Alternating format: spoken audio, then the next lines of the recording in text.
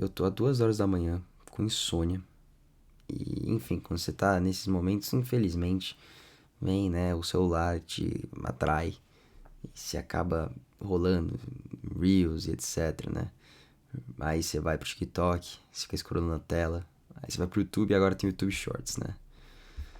Enfim, eu conheci, infelizmente, né, um rapaz, nem sei se posso chamar de rapaz, porque, enfim, a idade talvez é melhor chamá-lo de senhor, né, pela aparência, chamado Marcelo Andrade, um historiador, ou dito um historiador, né, pelo que eu vi ele é formado em Direito, na verdade, mas se trata como historiador, né, e que ele tenta provar, assim, a si mesmo, ou para os outros, na verdade, né, mas acho que até para si mesmo que ele é um historiador que tem a verdadeira chave da história brasileira, né?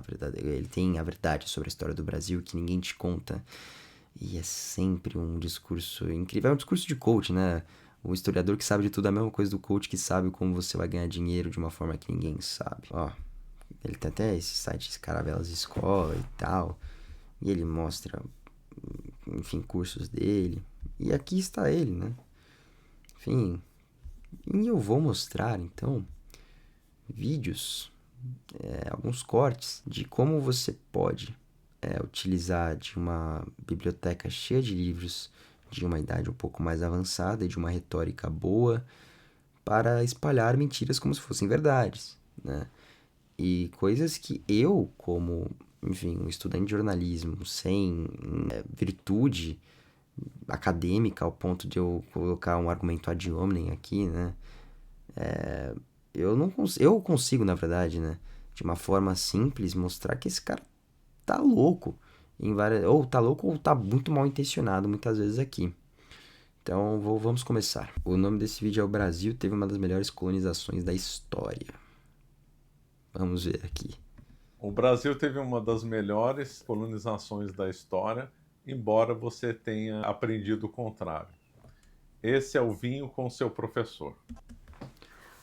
A referência do malandro é o café com teu pai.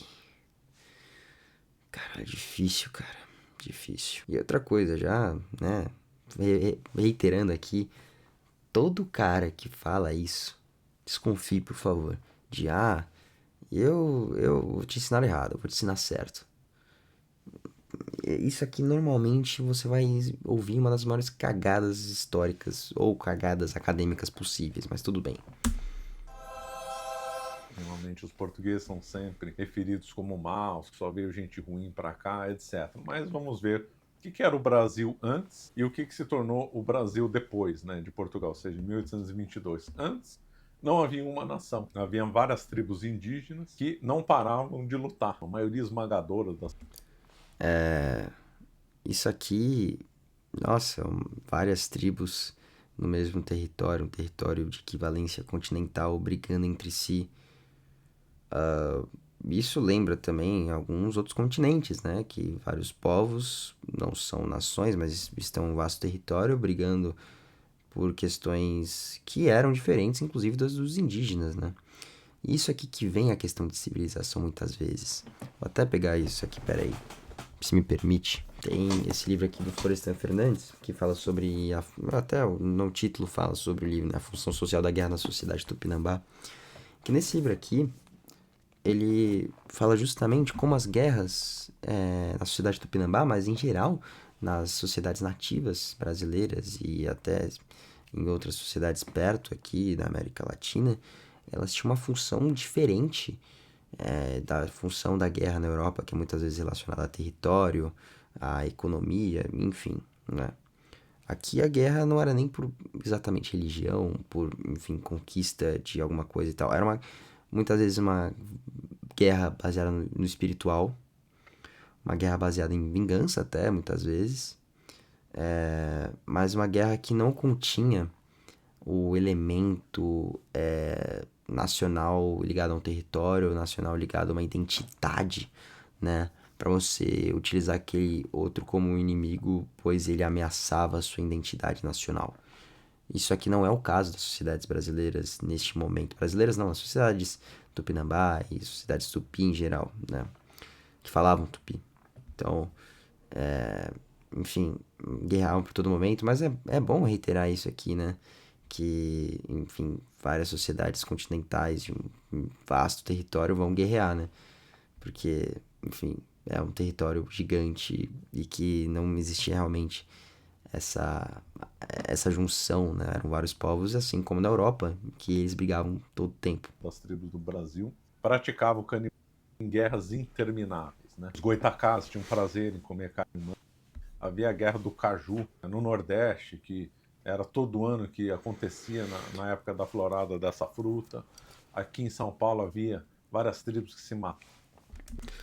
Tá, aqui ele vai falar exatamente sobre canibalismo e como essas tribos, elas, pela selvageria, elas deviam ser catequizadas ou civilizadas, né, pelos europeus. Os europeus, antes do catolicismo até, e antes de vários processos civilizacionais que ocorreram antes deles, tiveram, né, registros de canibalismo, ou pelo menos de selvageria, se fôssemos assim dizer, até posteriormente, tá? Mas vamos colocar aqui como uma parte cultural importante, né?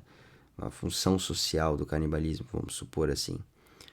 E ocorreu sem pelo menos uma interferência colonial, uma interferência que fosse obrigatória, né? Lógico, também teve essas interferências, mas claro, vieram muitas vezes por um processo de questões de biológicas, de sobrevivência. E aqui ele fala como se não fossem os portugueses, os indígenas estariam fazendo isso até hoje. O que não é verdade, porque ninguém sabe se realmente estariam fazendo isso até hoje, né? Eu achei interessante o fato que ele também citou tribos apenas contrárias aos portugueses, né? Vocês vão ver, eu não sei se ele vai citar mais exemplos, mas ele cita os goitacás, ele cita os tamoios. E essas tribos, elas realmente tinham esses processos e tal, mas também é difícil de você acreditar muitas vezes em documentos governamentais portugueses, porque, primeiro, são documentos governamentais portugueses falando sobre o Brasil, né? Então, falando sobre uma colônia e muitas vezes legitimando a colonização por meio de, enfim, documentos que talvez não fossem de verdade absoluta, ou pelo menos factual, né? Outra coisa, esses documentos, eles normalmente falam dos inimigos da tribo, da colônia, que muitas vezes se alinhavam com a França, com a Holanda, principalmente com a França, né, que aqui teve a primeira guerra internacional, foi a guerra da Baía de Guanabara, de, se não me engano, 1500 e pouco, 30, 40, 50, não vou lembrar exatamente. Mas que, enfim, eu citando aqui, por exemplo, os tamoios, os tupiniquins, vão falar realmente, nossa, sociedades terríveis, os goitacazes, nossa, sociedades terríveis. Mas essas sociedades citadas são sociedades que eram contra a coroa. É difícil ele provavelmente citar alguma sociedade que vai ser favorável à coroa, pelo menos vai ter uma aliança de guerra, uma aliança de estratificação. Bem raro mesmo. Os tamoios eram absolutamente Eu acabei de falar. selvagens e por aí vai, né? Os velhos eram largados para morrer nos campos, se matam recém-nascidos gêmeos. Quer dizer, a lista de absurdos que eram praticados pelas nossas tribos, infelizmente, é gigantesca. Esses relatos abundam, estão na historiografia, nas cartas que os jesuítas escreveram, e também está nos relatos, por exemplo, do pastor protestante lá no tempo da invasão do Rio de Janeiro, de Vila Gagnon. Essa invasão da protestante, que é desse pastor protestante, né, no caso, provavelmente a invasão francesa aqui, tá falando da Baía de Guanabara, né, que é a questão citada que eu já falei, e coloca o protestante como se fosse, olha só, é tão verdadeiro que, né, aqui temos até uma igreja protestante, um representante de igreja protestante, inimiga da igreja católica naquele momento, está falando a mesma coisa, mas também é uma sociedade europeia que está ali para colonizar, né, então não é algo que eu levaria como, nossa, então realmente é factual isso e não tem nenhum processo preconceituoso ou racial aqui ou étnico. Com certeza não tem, imagina. E o que o Brasil ficou depois? Veio um projeto de nação, os índios não tinham uma lei propriamente, chegaram os portugueses, deram uma lei para esse povo, uniram o Brasil em torno. Meu, esse projeto de nação, ele não foi bem sucedido. E não é piada, gente, não é piada assim, o Brasil deu errado. Não, não, não. A questão é o seguinte, comparado até com civilizações da América Espanhola, né? Em que muitas vezes o território era organizado para essa nação, essas sociedades conseguiram ter um senso de nação e pelo menos uma organização muito maior que a do Brasil, porque ainda assim a colonização portuguesa aqui foi muito mais exploradora mesmo.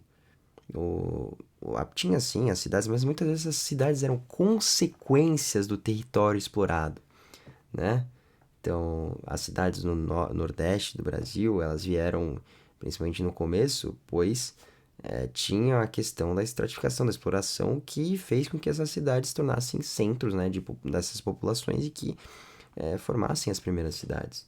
Em São Vicente, mas Rio de Janeiro, na época não era Rio de Janeiro, mas enfim, Bahia, dos Santos e tal, foram sociedades que, em sua maioria, tiveram as suas formações e organizações territoriais e como nação por meio da estratificação. Então, não foi um projeto baseado em criar uma nação. Não. Projeto em consequência, né, dessa estratificação vindo de pessoas que queriam fazer parte dessa estratificação e enriquecer ou ajudar a coroa a enriquecer cada vez mais, né? Torno da fé católica, e o Brasil foi a única colônia que teve rei, ou seja, foi a única colônia que se tornou uma monarquia.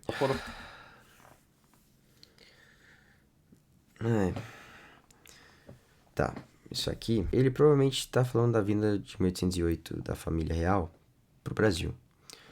Tem duas coisas. Primeiro, não foi o único reino que. Reino não, perdão, a única colônia que saiu para se tornar reino, né? Aqui, a bandeira atrás de mim mostra um país que se tornou Reino Unido, mesmo sendo tratado como colônia, né? A Argélia, que não foi levada a Reino Unido, mas que foi levada a ser um território, parte do território francês até a sua independência, ela é uma sociedade que pertencia à França, mas pertencia como uma forma de não colonização, né? Agora parte do território, mas que tinha uma estratificação bizarra, né? E essa parada do Brasil ter um rei, sim, veio, mas não veio como bondade, veio como consequência, né?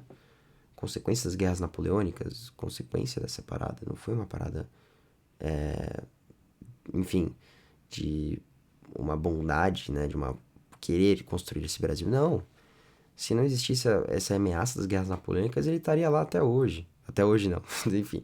Mas ele estaria até o momento, né, em que pudesse em Portugal e não necessariamente viria para o Brasil para levar o Brasil a Reino Unido e deixar totalmente distante de outras forças aliadas ou contrárias de Portugal. Isso não existiu isso, não existiu. Isso foi uma consequência, né? Claro, foi importante para o Brasil, né? Importantíssimo, importantíssimo a elevação por conta das vindas de, enfim, do porto, questões econômicas, questões sociais, mas não foi uma bondade do governo não, tá? Isso aqui ele tá colocando aqui como se fosse uma coisa planejada, não foi, não foi. Muito errado isso aqui. Foram fundadas cidades que antes não haviam. Uma delas, Ouro Preto, é a cidade mais bonita do mundo, fundada no século XVIII. Não, não é verdade. Não é a cidade mais bonita fundada no século XVIII. Pelo menos assim, se você ver os documentos de Ouro Preto, isso é mentira. Ouro Preto era uma cidade cosmopolita, uma cidade suja, uma cidade muito degradada, principalmente sobre questões higiênicas. Todo lugar existiam lugares de estratificação de ouro, então não era um lugar seguro. Existia para todo lado trabalho escravo de uma forma brutal, não só na estratificação de ouro, mas em outros lugares também, como trabalho em casa, etc. Em geral, Ouro Preto não era uma cidade bonita, não. Ficou mais bonita, né? Porque tinha uma coisinha ou outra bonita, pelo menos de importância ali para um Brasil, né? Logicamente. Ainda mais sendo uma sociedade cosmopolita no Brasil, né? Várias pessoas falando várias línguas e tal, isso que é realmente impressionante. Ouro Preto ficou bonita mesmo, mas pro século XIX, quando teve a saída, né, das pessoas que trabalhavam com ouro e etc, porque não, o ciclo do ouro já tinha acabado. Então a cidade, para ainda permanecer, né, relevante, um pouco pelo menos, decide fazer restauração histórica e colocar muitas coisas que não tinham lá também, tá? Não só restauração de lugares importantes, não só deixar Ouro Preto, que é uma cidade maravilhosa. Ouro Preto é uma cidade incrível, incrível, incrível. Mas, por exemplo, o Museu da Inconfidência, no lugar lá, era uma estratificação de ouro, né? Que era bem diferente do que vemos de um museu bonito, com uma coleção interessante, uma historiografia interessante. Na verdade, naquele momento existia apenas um lugar de extração de ouro. Então, isso aqui também não é verdade.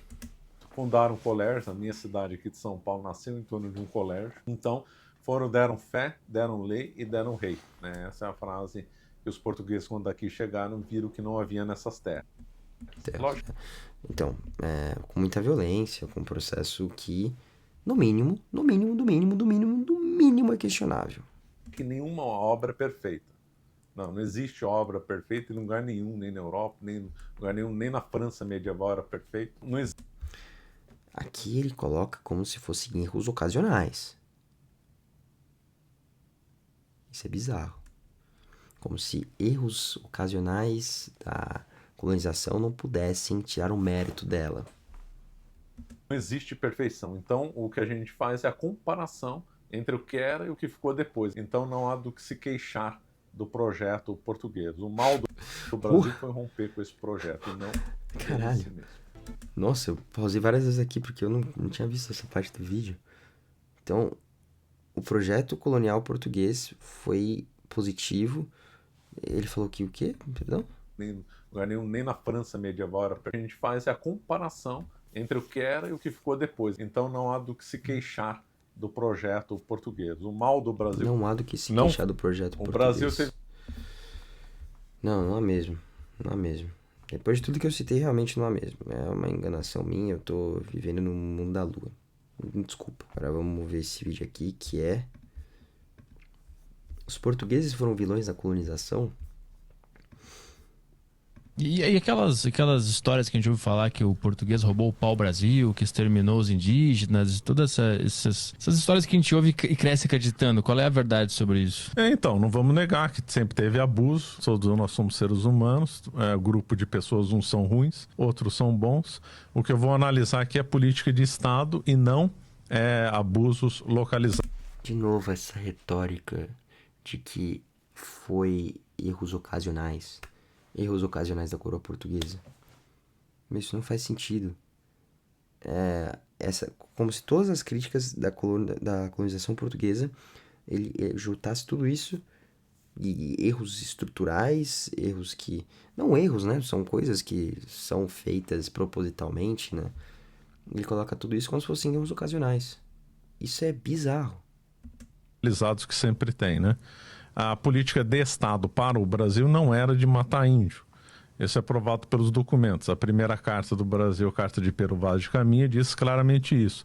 Depois, um outro documento, o de 1549, diz expressamente que os portugueses vinham aqui no Brasil para elevar os índios à civilização. Inclusive, ele deve defender isso até hoje, tá? Isso é perigoso. Este homem defender isso atualmente é perigoso.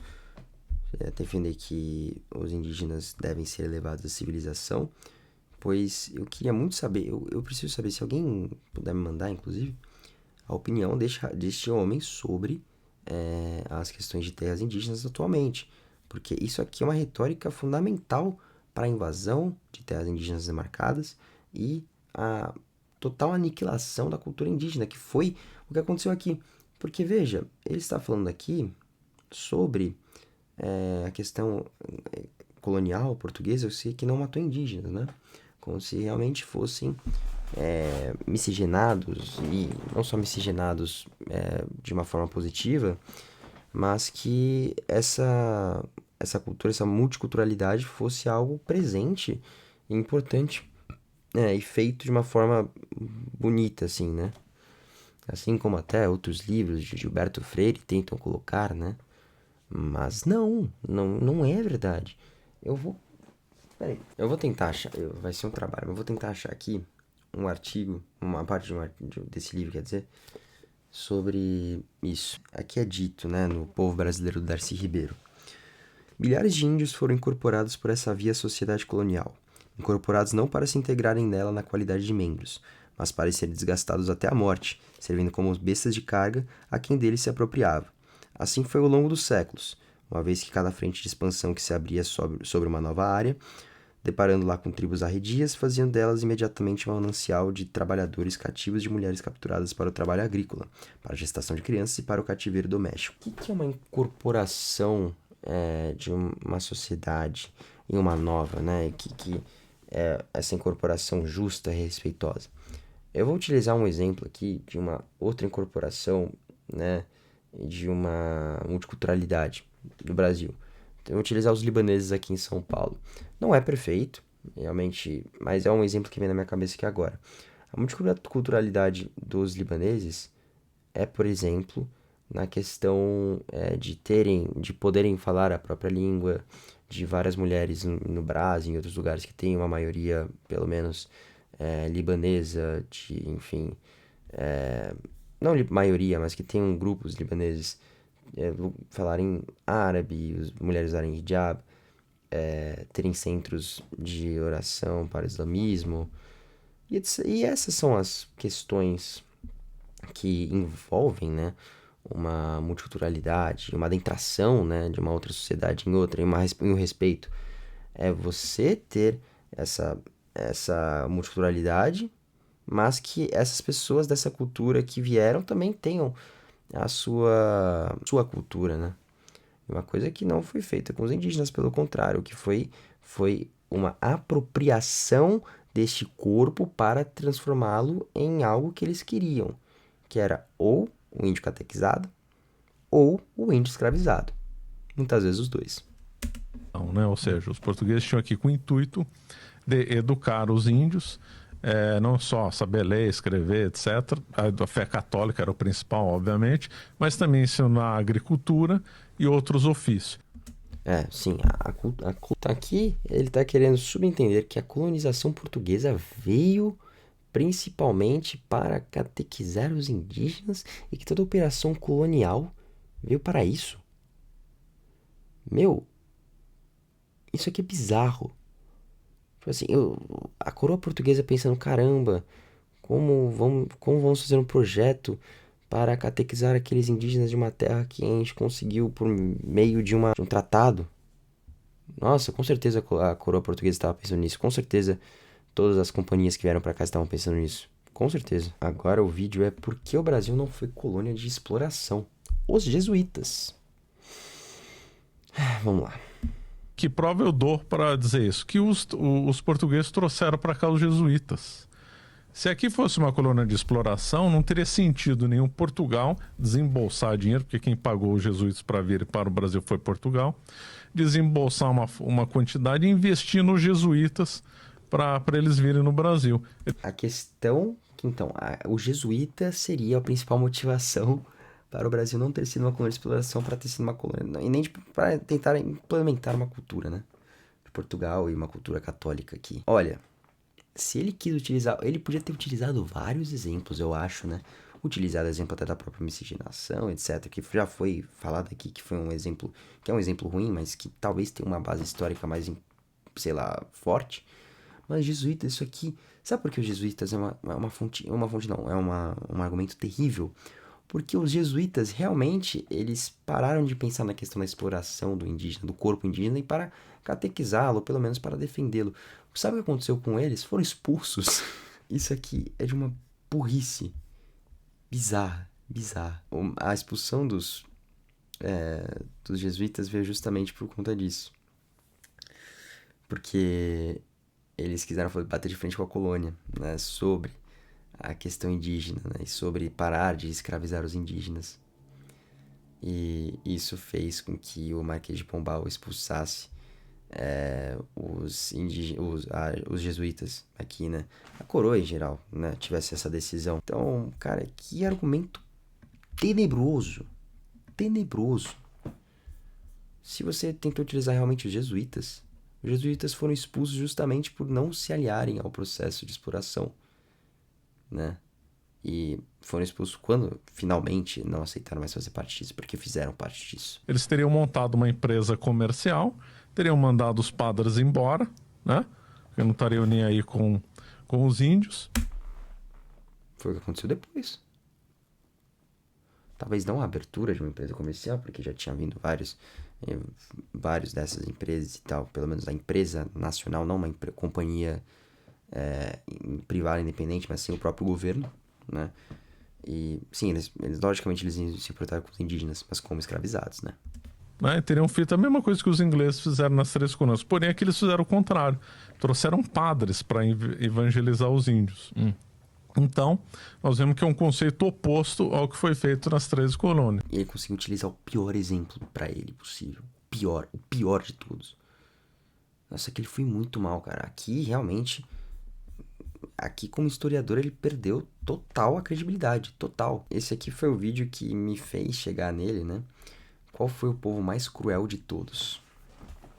Para vocês entenderem como é que ele fala de povos que não são europeus, né? E estava agora o grande exemplo, né, da selvageria das Américas é o Império Azteca. No Império Azteca, acho que não tem paralelo na história, pelo menos que se conhece, não que eu tenha estudado, que tenha sido um povo que não existe um povo que tanto massacrou, tanto praticou sacrifício humano como ele, os mexicas.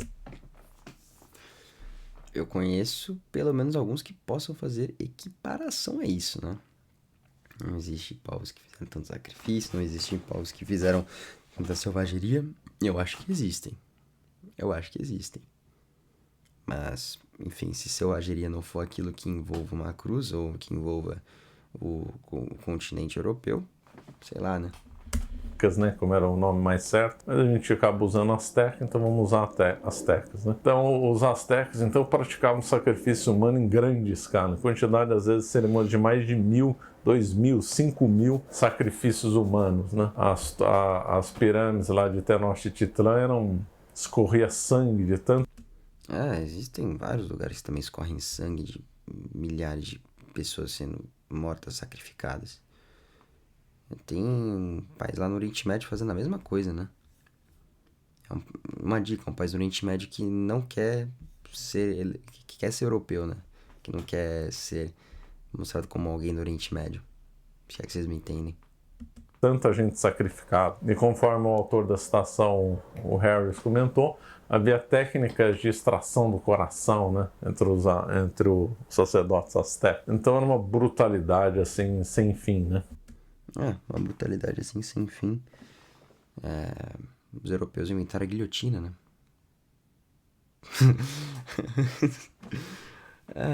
Cara, realmente, esses 4 vídeos que eu selecionei já mostram o despreparo intelectual, uma fala que convence pelo ambiente, pela, talvez, pompa de um intelectual, né? Mas, cara, tudo isso aqui com informações que eu tenho em livros de livraria, né? Lógico, não estou desmerecendo os livros, mas estou desmerecendo talvez a pesquisa feita por este homem que, enfim, para defender essa tese, porque isso aqui não é por estudo, né? Ele não tem essa conclusão por via estudo, ele tem essa conclusão tirada dele que ele utiliza alguns arquivos para tentar justificar essa tese. Também é fácil perceber quando a pessoa tem a conclusão antes dos argumentos, de formular os argumentos do que ela tem depois, né? Porque fica nessa coisa ridícula. São argumentos horríveis. Foi de realmente me surpreender algum historiador sério, que se propõe a ser sério, utilizar o exemplo dos jesuítas como uma forma de não povoamento que a coroa portuguesa tentava fazer, de povoamento, no caso, que a coroa portuguesa tentava fazer no Brasil. Sendo que, como eu já falei, eles foram expulsos, por exemplo, né? Eu poderia até citar mais exemplos aqui, de livros que eu tenho em casa, mas até, sei lá, eu pegar artigos aqui na internet, cara, e artigos de época, claro, né? Não artigos que eu necessariamente veja de algum autor, que provavelmente é o caso de muitas coisas que está sendo falado aqui. Então, sei lá, eu não sei nem o que falar depois de tudo isso. peço perdão pelo seu tempo retirado vendo esse tipo de argumento, mas espero que você tenha gostado, pelo menos, se você não sabia de alguma coisa que eu tinha falado aqui, ou etc. Para que você não caia em tipos de vídeo assim, né? E, enfim, e se eu for falar alguma coisa no final desse vídeo, além de para você curtir, comentar e compartilhar, é que preste atenção em toda vez que tem estes gurus que falam que eles sabem de uma coisa que ninguém sabe. Porque normalmente vai se levar a esse tipo de argumento. Um argumento fraco, um argumento que é cheio de preconceitos e muitas vezes datados, né? Porque aqui são argumentos que envolvem, por exemplo, várias vezes a palavra civilização, a palavra selvageria relacionado a tribos nativas americanas. Então, só esses exemplos aqui eu tenho só para mostrar o quão bizarro é a internet hoje em dia para historiografia e esse tipo de coisa, né? Que esse homem, pelo jeito, faz sucesso.